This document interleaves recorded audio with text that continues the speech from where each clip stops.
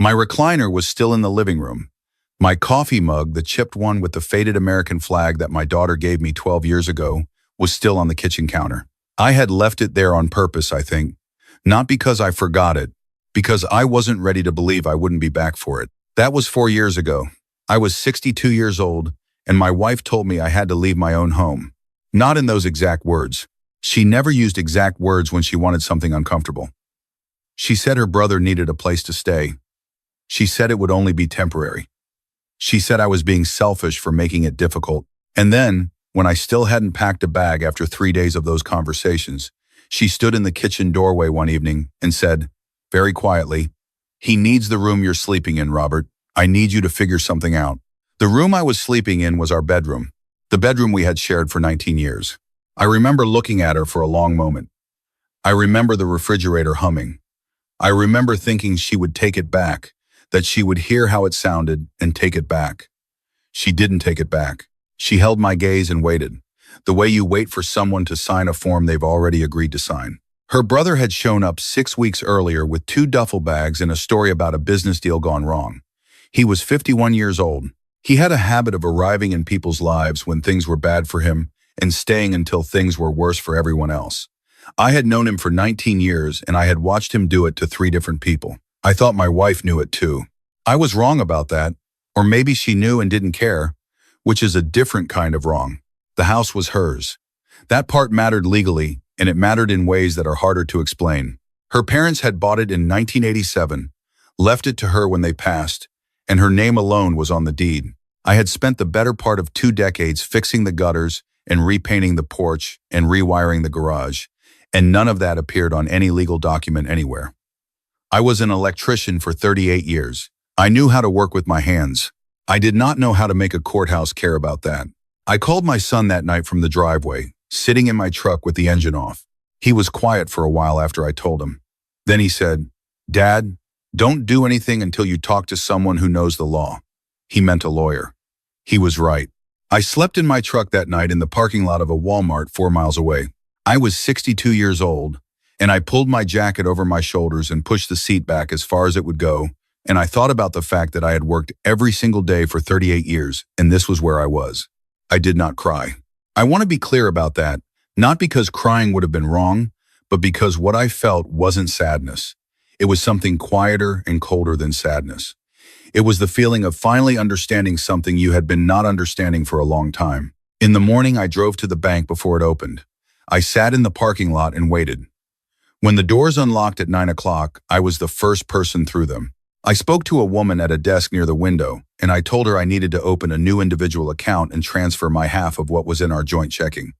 She didn't ask questions. She helped me do it in 40 minutes. I walked out with a new account number and a debit card they would mail to my son's address. That same afternoon, I found a lawyer through a referral from a guy I used to work with. Her office was above a dry cleaner on the east side of town, and she had a photograph of a golden retriever on her desk and a way of listening that made you feel like what you said was being recorded somewhere important. I told her everything.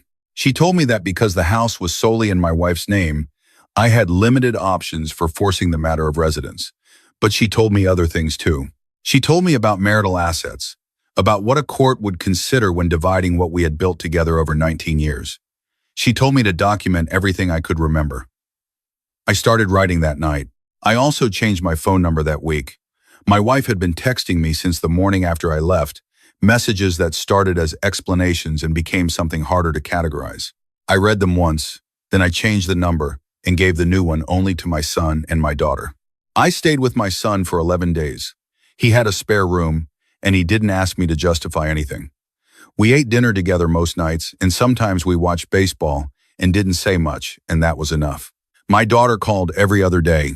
She was angrier than I was, which somehow made it easier for me to stay calm. On the 12th day, I drove out to look at a piece of land I had heard about through a man at the hardware store. It was 11 acres about 20 minutes outside of town.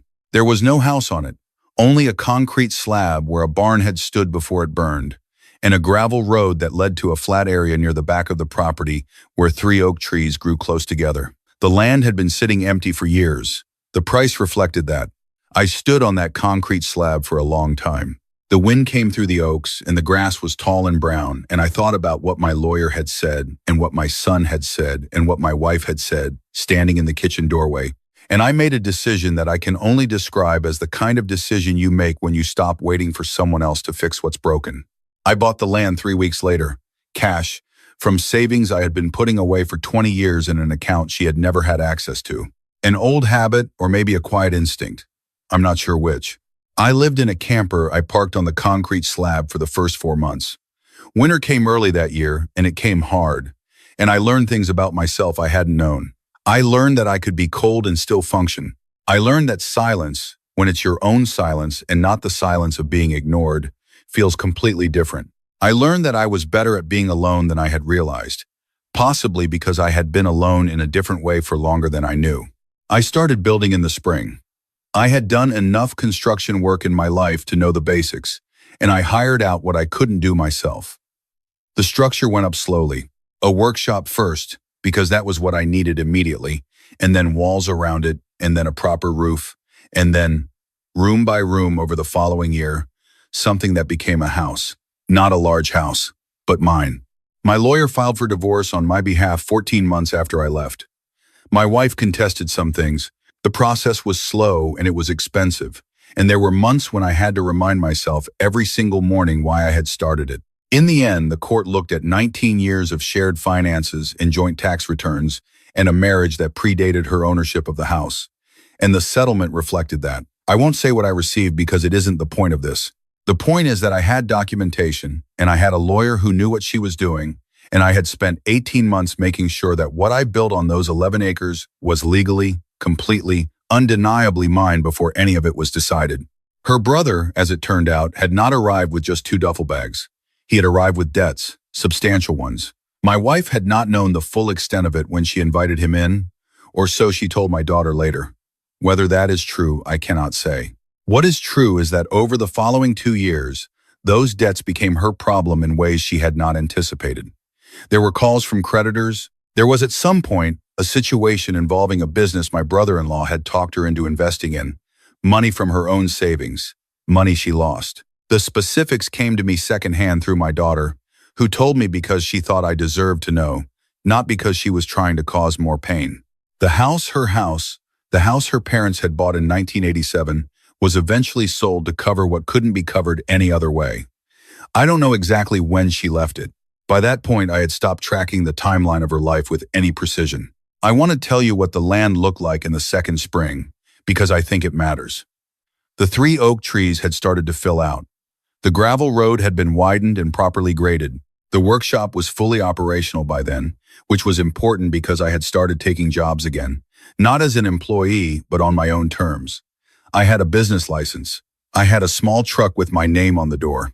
I had a website that my son helped me build, nothing elaborate, just a clean page with what I did and how to reach me. Electrical work, primarily. Contractors called me. Home builders called me. I had more work than I could take. I was 64 years old and I was working harder than I had in years. And I was not tired in the way I used to be tired when I came home to a house where I was increasingly a guest. The call came on a Tuesday afternoon in late October. My daughter told me first. She called to warn me, I think, or to prepare me, or maybe just because she didn't want me to be blindsided. She said her mother had found my website. She said her mother had seen the photographs of the property and read about the business and asked my daughter for my number. I thought about that for a few days. My daughter didn't push me either way. My son said, "You don't owe her anything, Dad." He was right. I knew he was right. I called her on a Thursday morning. I don't know exactly why. Closure is a word people use, and I've never been entirely sure what it means, but maybe that was part of it. Maybe I was also just ready to hear whatever she had to say without it affecting me the way it once would have. She sounded different. Smaller, somehow. Though that's not a sound exactly. She said she had seen the pictures of the property. She said it looked beautiful. She said she hadn't known, meaning she hadn't known what I would do, what I was capable of, though I had spent 19 years showing her every day. She said, "I made a mistake, Robert." She meant about her brother, or she meant about all of it. Probably, she meant both. There was a long pause on the line, and I let it sit there. I told her I hoped she was okay. I meant it. Whatever I had felt in the years between that kitchen doorway and this phone call had not curdled into hate. Hate requires a kind of ongoing investment I had chosen not to make. What I felt by then was something closer to the feeling you get when a storm has passed and you're standing outside looking at what it did and what it didn't do, and you're mostly just glad the roof held. I didn't offer her anything. I didn't invite her to see the property. I didn't suggest we talk again. I told her I hoped she found her footing, and I told her goodbye. She said goodbye. I set the phone down on my workbench and went back to what I had been doing. That evening, I sat outside near the oak trees with a cup of coffee. The sun went down the way it does in October, all orange and bronze, and the light came through the branches at an angle that made everything look like it was made of something more valuable than it was. The coffee mug was a plain white one, nothing special. I had replaced the one with the American flag eventually, the chipped one. I don't remember exactly when. I thought about the man who had slept in his truck in a Walmart parking lot 4 years earlier, 62 years old with his jacket for a blanket and a marriage behind him that had failed in a way he was still understanding. I felt something for that man. Not pity, exactly. More like the feeling you have towards someone who went through something hard and came out the other side in one piece. Respect, maybe. The kind you feel for yourself when you've finally earned it. The stars came out one by one, the way they do when there are no city lights to argue with them. I had 11 acres and a house I built and a business with my name on it. I had 2 children who called me regularly and a lawyer who had fought for me and a concrete slab that had once been someone else's barn floor and was now the foundation of the rest of my life. I was 66 years old. I finished my coffee. I went inside. There are things I know now that I did not know when I was standing in that driveway holding my phone in the dark. I know that the instinct to wait to keep hoping that the person who should choose you will finally choose you is not the same thing as strength. I spent too long believing that staying calm was the same as staying. It isn't. Staying calm is what you do while you figure out your next move. Staying is what you do when you've run out of moves. I had confused them for years. I know that 62 is not too late. I know this not as an idea but as a fact I lived. The camper was cold and the work was hard. And there were mornings when the doubt was louder than the plan, and none of that stopped anything from being built. What I have now I built with the hands I had always had, on ground that is mine, in a life that answers to no one but me. My daughter came to visit in the spring of that 3rd year, and stood in the middle of what had become, by then, a real yard, a garden along the south wall, a porch with 2 chairs, the oaks overhead going green. She looked around for a long time without saying anything. Then she said, "Dad, you actually did it." I told her I had a lot of time. She laughed and shook her head.